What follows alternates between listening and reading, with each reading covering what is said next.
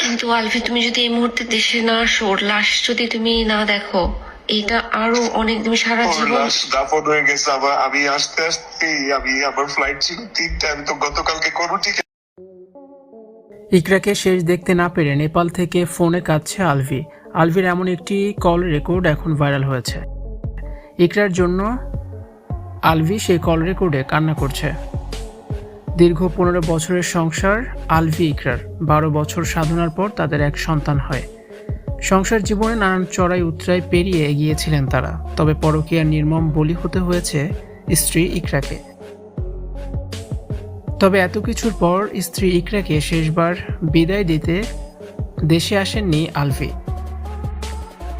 আবার ছেলেকেও মায়ের মুখ দেখাতে নিষেধ করেছেন, যা নিয়ে ব্যাপক সমালোচিত হন আলভি। তবে এবার কল রেকর্ড ছড়িয়ে পড়েছে নেট মাধ্যমে। ইকরার কোনো এক বান্ধবী আলভিকে ইকরাকে শেষবার দেখতে দেশে আসতে বলেন। ওপার থেকে আলভিকে শুধু কাঁদতেই শোনা যাচ্ছে।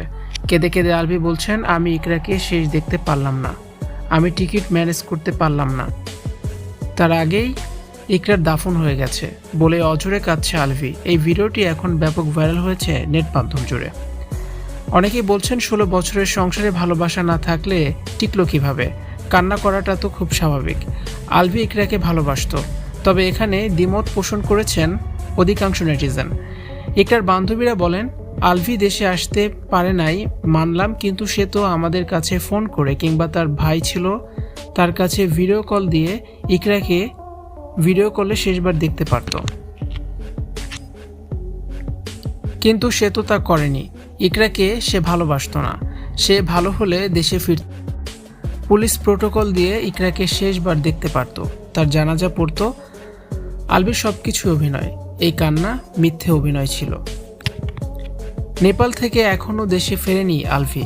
শোনা যাচ্ছে আলভি আর দেশে ফিরবেন না, নেপাল থেকে অন্য কোনো দেশে তিনি চলে গেছেন।